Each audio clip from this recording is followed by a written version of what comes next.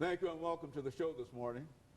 The topic this morning is the literature of the Harlem Renaissance, and we're fortunate to have with us Alana McLaughlin, who has been with us on a number of occasions to talk about the literature as well as some other aspects of the Harlem Renaissance.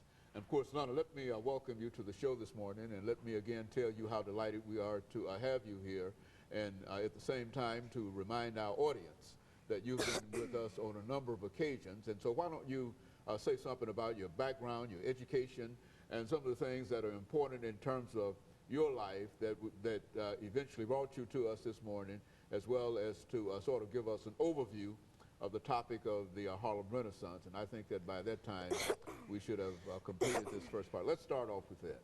Well, my name is Alana McLaughlin. As you said in the beginning of the show, I was born August 27, 2002, which would make me 10.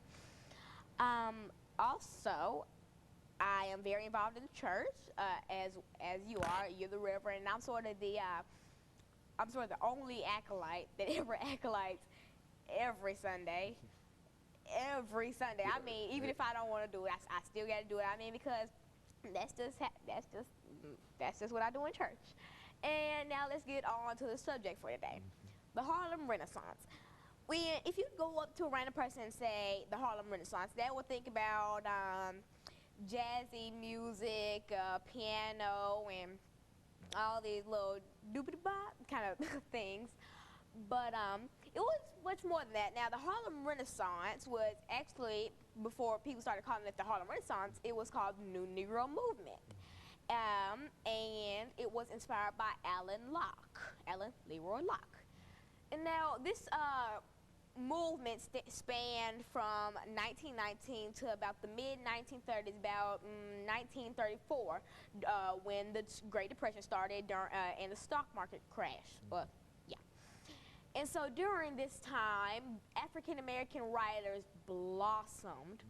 And I mean, French-speaking African-Americans from everywhere kind of bonded together, and that's how they basically had their break. That's like the Harlem Renaissance is one of the major reasons why we have such good writers today, like because most modern African-American writers were inspired by the New Negro Movement or the Harlem Renaissance. Like writers such as Zora Hurston, she wrote many books, and today we read like Their Eyes Were Watching God. We watch the movies and all the Jonah's Waterboard. Like we see all these, and you have to think about the Harlem Renaissance, because this is where all these African Americans bonded together to basically start the New Negro Movement. And then there wasn't always literature. There was music, like musicians like Louis Armstrong, like the trumpet. Like, I don't think most people know this, but the piano was a sign of wealth. Like and today you can see anybody playing a piano. Like they have pianos in my band class, and then most of these children don't know like that was a sign of wealth. Like that wasn't available to just anybody back then. I mean, like they just think they can play piano because it is, but it was really like a privilege back then, and it still is. And so those are some of the things that kind of made the Harlem Renaissance.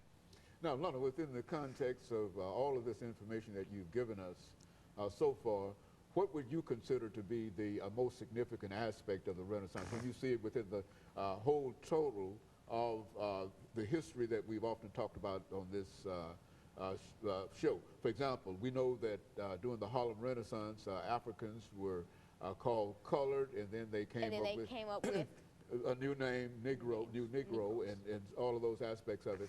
And so while we appreciate all of that information that you've given us, and we anticipate some additional information within that range, when we come back, let's talk about some of the reasons that Africans changed from being colored during the Harlem Renaissance to the so-called New Negro. I think you've given us some indication of this New Negro movement.